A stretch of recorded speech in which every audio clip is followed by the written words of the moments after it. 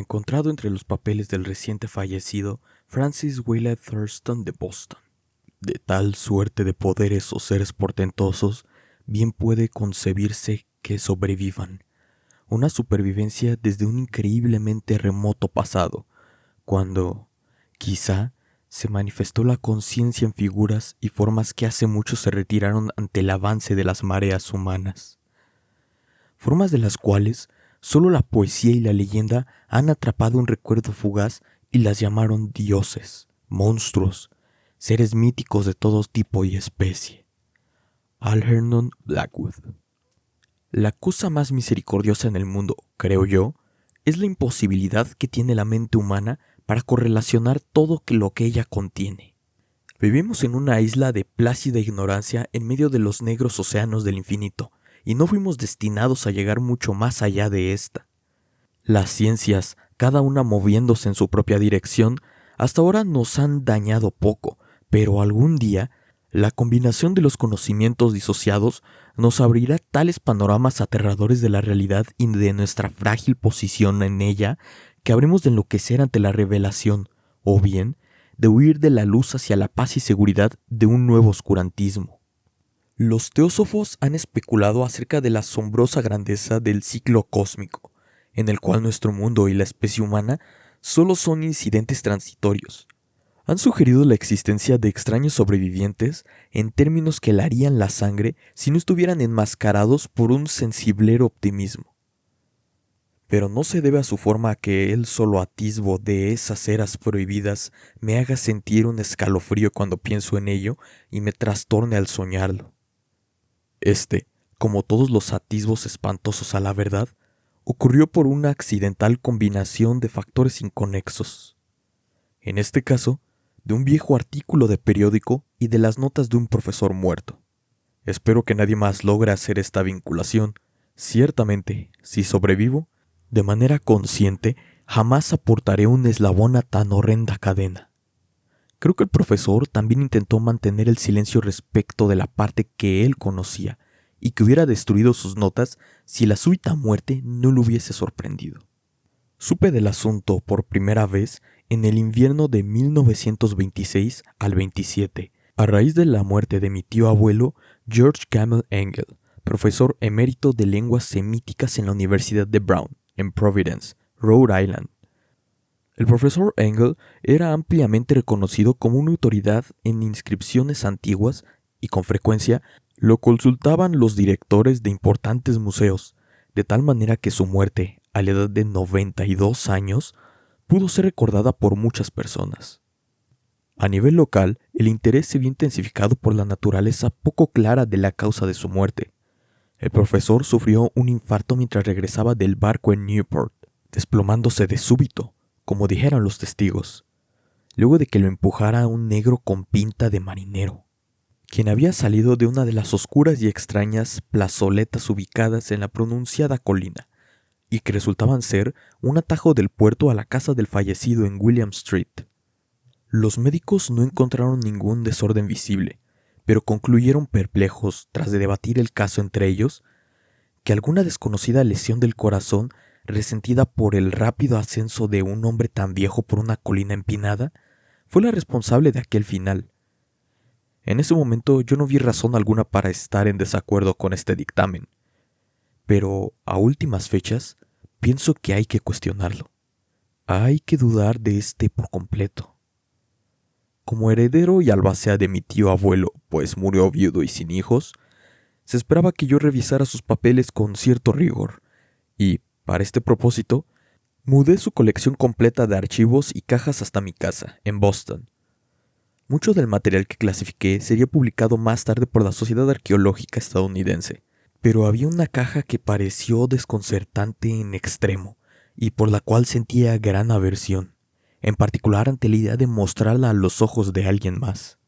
Estaba cerrada y no encontré la llave, hasta que se me ocurrió examinar el llavero personal que el profesor llevaba en su bolsillo. En efecto, ahí estaba, y tuve éxito en abrir la caja, pero cuando lo hice, descubrí que ahora me enfrentaba a una barrera más grande y cerrada, más herméticamente. Porque, ¿Qué podía significar el raro bajorrelieve de arcilla y las inscripciones palabrería y cortes inconexos con los que me encontré? ¿Se había hecho mi tío, en su edad avanzada, más crédulo de las imposturas más evidentes? Decidí buscar al excéntrico escultor responsable de la aparente perturbación de la tranquilidad mental de un anciano. El bajorrelieve era un tosco rectángulo de menos de 2,5 centímetros de espesor, con un perímetro total de 12 por 15 centímetros. Su origen moderno era obvio. No obstante, el aire de sus diseños sugerían que estaban muy alejadas de ser actuales, porque, aun cuando los caprichos del cubismo y el futurismo son muchos e irracionales, a menudo no reproducen esa críptica regularidad que subyace en la escritura prehistórica. Y, con certeza, la mayor parte de estos trazos parecían pertenecer a algún tipo de escritura, aunque mi memoria fallaba por completo en identificar este tipo en particular, y tampoco me daba un mínimo indicio de su remota pertenencia, ni cotejando la mayoría de las notas y colecciones de mi tío. Sobre estos aparentes jeroglíficos destacaba una figura de evidente intención artística. Empero, su ejecución impresionista impedía darse una clara idea de su naturaleza. Aparentaba ser una especie de monstruo o un símbolo que representaba a un monstruo, de una forma que solo una imaginación enferma podría concebir. Si digo que mi imaginación, un tanto extravagante, formaba imágenes simultáneas de un pulpo, un dragón y una criatura humana, no me alejaría de la esencia de esa cosa. Una cabeza octopoide con tentáculos coronaba un cuerpo grotesco y escamoso, con alas rudimentarias, pero era el perfil general de todo el conjunto lo que lo hacía tan impresionantemente aterrador. Tras la figura había una vaga sugerencia de arquitectura como fondo.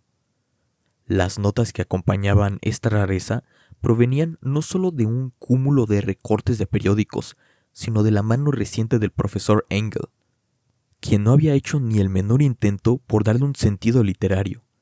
Lo que parecía ser el documento principal llevaba el encabezado «Culto a Cthulhu», en letras de molde muy bien escritas para evitar la lectura equivocada de una palabra tan desconocida.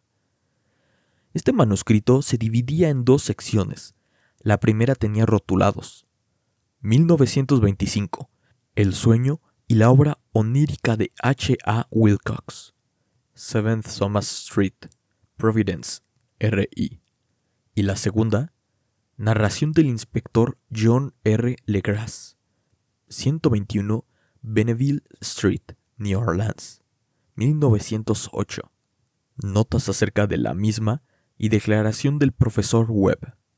Los otros papeles manuscritos contenían notas breves, eventuales crónicas de los sueños extraños de distintas personas, algunas citas de libros y revistas teosóficos, notablemente de La historia de la Atlántida y la Lemuria perdida, de W. Scott Elliot, y otros comentarios que mencionaban sociedades secretas y cultos encubiertos que habían sobrevivido por largo tiempo, con referencias a secciones en libros de consultas mitológicas y antropológicas, tales como La rama dorada de Francer y el culto de las brujas en Europa Occidental.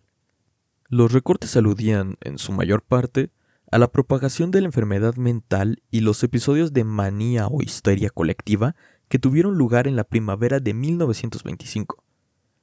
La primera parte del manuscrito principal hablaba de un relato muy particular. Parece que el 1 de marzo de 1925, un hombre joven, delgado y de tez morena con aspecto neurótico y arrebatado, visitó al profesor Engel llevando el singular bajorrelieve de arcilla, el cual estaba excesivamente húmedo y fresco en aquel entonces. Su tarjeta de presentación ostentaba el nombre de Henry Anthony Wilcox, y mi tío lo identificó como el hijo más joven de una excelente familia a la que conocía un poco, quien recientemente había estudiado escultura en la Escuela de Diseño de Rhode Island y vivía de manera independiente en el edificio Fleur de Lis, cercano a la institución. Wilcox era un joven precoz, de conocido genio, pero muy excéntrico, y desde su niñez había llamado la atención debido a la historia extraña y sueños inusuales que tenía por costumbre relatar. Se clasificaba a sí mismo como físicamente hipersensible. si bien la gente seria de la antigua ciudad comercial lo tildaba solo de singular. Sin relacionarse mucho con sus congéneres, se fue apartando de la visibilidad en sociedad de manera gradual y solo resultaba conocido para un grupo pequeño de estetas de otras ciudades. Incluso el Club de Arte de Providence, preocupado por preservar su conservadurismo, lo había considerado un caso perdido. El manuscrito del profesor se centraba en la visita del escultor, quien, de manera abrupta, había solicitado el beneficio de los conocimientos arqueológicos de su anfitrión para que identificara los jeroglíficos del bajorrelieve. Hablaba afectadamente y como un soñador, lo que denotaba una pose estudiada y una simpatía fingida, y mi tío mostró algo de agudeza en su respuesta, dado que la evidente frescura de la tablilla tenía que ver con todo menos con la arqueología.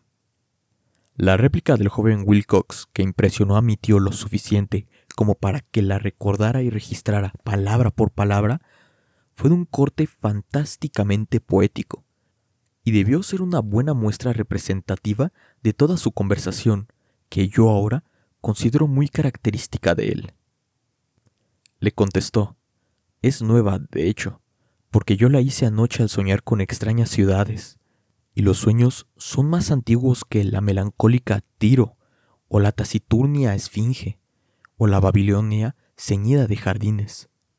Fue entonces cuando empezó a contar una historia inconexa que de pronto despertó un recuerdo profundamente dormido y se ganó el interés inalterable de mi tío. La noche anterior había ocurrido un ligero temblor, el más fuerte en Nueva Inglaterra en muchos años, y la imaginación de Wilcox quedó profundamente perturbada. Al retirarse a dormir, tuvo un sueño sin precedentes acerca de enormes ciudades ciclópeas, hechas de bloques titánico, y con monolitos que alcanzaban el cielo, todo goteando un limo verdoso, y sumergido en una atmósfera siniestra por su horror latente. Las paredes y columnas estaban cubiertas de jeroglíficos, y desde algún indeterminado punto más bajo había llegado una voz que no era voz, sino una sensación caótica que solo la imaginación podía transmutar en sonido, pero que él intentó expresar con el casi impronunciable aglutinamiento de las letras Cthulhuftagn. Este fárrago verbal fue la clave del recuerdo que conmocionó e inquietó al profesor Engel. Interrogó al narrador con precisión científica y estudió la frenética intensidad del bajorrelieve en el que el joven, al despertarse de manera repentina, se había descubierto a sí mismo trabajando, helado y vestido solo con su pijama. Mi tío culpa su vejez. Wilcox lo diría más tarde, por su lentitud en reconocer tanto los jeroglíficos como el diseño de la imagen. Muchas de sus preguntas le parecieron al visitante extremadamente fuera de lugar, en especial aquellas que trataban de conectarlo con sociedades o cultos inusuales, y Wilcox tampoco podía entender las repetidas promesas de silencio que se le ofrecían a cambio de que admitiera que pertenecía a algún grupo mayoritariamente místico o de religión pagana.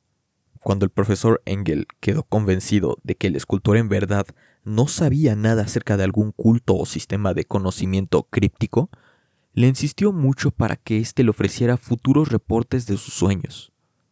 El acuerdo dio frutos constantes, pues luego de la primera entrevista, el manuscrito registraba visitas diarias por parte del joven, durante las cuales le relataba fragmentos sorprendentes de su imaginería nocturna, cuya carga principal siempre era un terrible paisaje ciclópeo de roca verde y goteante, con una voz e inteligencia del inframundo monótonamente en enigmáticos golpes de sensaciones, imposibles de transcribir, salvo como meros galimatías. Los dos sonidos repetidos con frecuencia eran aquellos que, usando las letras de nuestro alfabeto, formaban las palabras Cthulhu y R'lyeh. El 23 de marzo continuaba el manuscrito. Wilcox no se apareció y las preguntas acerca de su paradero revelaron que lo había afectado una extraña fiebre y que alguien lo había llevado a la casa de su familia en Waterman Street. Había gritado por la noche, despertando a varios artistas en el edificio, y desde entonces solo manifestaba una alternancia de inconsciencia y delirios. Mi tío telefoneó a la familia de inmediato, y a partir de ese momento mantuvo una atenta vigilancia del caso, llamando a menudo a la oficina que el doctor Toby tenía en Thayer Street. Una vez que mi tío supo que era él quien estaba a cargo del caso, parecía que la mente febril del joven estaba enfocada en cosas extrañas, y el doctor se encogió de hombros cada vez que hablaba de ellas. No solo repetía una y otra vez lo que había soñado con anterioridad, sino que hablaba de una cosa gigantesca, de kilómetros de altura, que caminaba o se movía pesadamente en aquel lugar. En ningún momento el joven describió en su totalidad este objeto, pero sus ocasionales palabras frenéticas, tal como se las repitió el doctor Toby, convencieron al profesor de que debía ser idéntico a la monstruosidad sin nombre que buscaba representar en lo que había esculpido mientras dormía. La referencia a este objeto, añadió el doctor, invariablemente era un preludio a la caída del joven en aquel letargo. Por extraño que parezca, su temperatura no estaba muy por encima de la normal, pero por otro lado, aquella condición era tal que semejaba una fiebre en lugar de un desorden mental. El 2 de abril, alrededor de las 3 de la tarde, de manera repentina cesó todo indicio de padecimiento de Wilcox. Se sentó muy erguido en la cama, sorprendido de encontrarse en casa y por completo ignorante de lo que había sucedido, en sueños o en la realidad, desde la noche del 22 de marzo. Al ser dado de alta por su médico, regresó a sus aposentos pasados 3 días. En su recuperada salud, al profesor Engel ya no le fue de ayuda alguna. Todos los rastros de sus sueños extraños se desvanecieron cuando se recuperó, y mi tío dejó de llevar el registro de sus figuraciones nocturnas luego de una semana de recuentos estériles y sin sentido acerca de visiones por completo habituales. Aquí terminaba la primera parte del manuscrito, pero las referencias a ciertas notas desperdigadas me daban mucho material para pensar. Tanto, de hecho, que solo el arraigado escepticismo que daba forma a mi filosofía por aquel entonces podía explicar mi continua desconfianza hacia el artista. Las anotaciones en cuestión fueron aquellas que describieron los sueños de varias personas durante el mismo periodo en el cual el joven Wilcox tuviera sus extrañas revelaciones. Mi tío, al parecer, instituyó con rapidez una prodigiosa red de averiguaciones entre casi todos los amigos a quienes pudo cuestionar sin parecer impertinente, solicitándoles reportes diarios de sus sueños y las fechas en las que sus visiones notables de algún tiempo remoto tuvieran lugar. Su petición provocó diferentes reacciones, pero las respuestas recibidas rebasaron la capacidad de cualquier hombre ordinario para procesarlas sin ayuda de un asistente. Esta correspondencia original no fue preservada, pero sus notas formaban un compendio riguroso y de verdad significativo al respecto. Se trataba de gente ordinaria, empresarios e integrantes de la sociedad. La tradicional sal de la tierra de Nueva Inglaterra y los resultados casi en su totalidad fueron negativos, aunque aparecieron aquí y allá casos de impresiones nocturnas que generaban desasosiego, pero de modo indefinido siempre entre el 23 de marzo y el 2 de abril, el periodo que duró el delirio del joven Wilcox. Al parecer los científicos se vieron un poco más afectados, pues 4 casos de descripciones vagas sugieren vistazos fugaces a paisajes extraños, y en un caso se menciona un pavor a cierta cosa anormal. Fue de los artistas y poetas de quienes llegaron las respuestas pertinentes. Yo sé que el pánico habría desatado si les hubiese sido posible a ellos comparar sus impresiones. Como estaban las cosas, sin tener sus cartas originales, yo sospechaba a medias que el compilador había hecho preguntas tendenciosas o que había editado las correspondencias para corroborar lo que él, de manera inconsciente, se había propuesto ver. Por eso yo seguía persistiendo que Wilcox, de alguna manera, sabedor de cierto antiguo dato que mi tío poseía, había inducido esta idea en el veterano científico. Estas respuestas de los estetas hablaban de una historia perturbadora.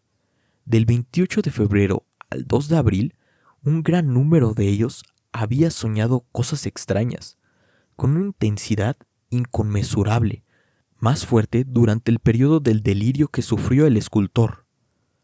Más de una cuarta parte de aquellos que reportaron alguna cosa de interés daba cuenta de escenas y sonidos entrecortados no muy disímiles de los que Wilcox había descrito, y alguno de los soñadores confesó un miedo profundo ante la gigantesca cosa sin nombre que era visible hacia el final del periodo. Un caso, mismo que la nota describe con énfasis, resultó muy triste. El sujeto, un arquitecto muy reconocido, con inclinaciones por la teosofía y el ocultismo, sufrió un violento trastorno en la fecha en que Wilcox padeció su episodio, y falleció varios meses más tarde, después de gritar incesantemente que lo salvaran de un habitante del infierno que había escapado. Si mi tío hubiese referenciado estos casos por nombre, en lugar de hacerlo meramente por número, yo hubiese intentado obtener alguna corroboración a través de investigaciones personales, pero tal como estaba, solo tuve éxito en rastrear a unos pocos. Sin embargo, todos estos ocupaban el total de las notas. Con frecuencia me he preguntado si todos los sujetos de las averiguaciones del profesor se sintieron tan confundidos como esta fracción de ellos. Es mejor que jamás reciban explicación alguna. Los recortes de publicaciones, como he mencionado ya, trataban de caso de pánico, manía y excentricidad que tuvieron lugar durante el periodo establecido. El profesor Engel debió emplear los servicios de una oficina de información, pues el número de extractos era descomunal y las fuentes estaban dispersas por todo el mundo. Aquí se menciona que hubo un suicidio nocturno en Londres, en el cual un durmiente había saltado por la ventana luego de proferir un grito pavoroso. De la misma manera, en otro recorte se lee una carta inconexa dirigida al director de un periódico en América del Sur, en la cual un fanático deducía un futuro ominoso a partir de las visiones que él había tenido. Un comunicado de California describe a todos los integrantes de una colonia teosófica vistiendo algo parecido a túnicas blancas para alguna consumación gloriosa, lo cual nunca llegó, mientras que fragmentos provenientes de la India hablaban con reservas acerca de una seria intranquilidad entre la población nativa en la madrugada del 22 al 23 de marzo.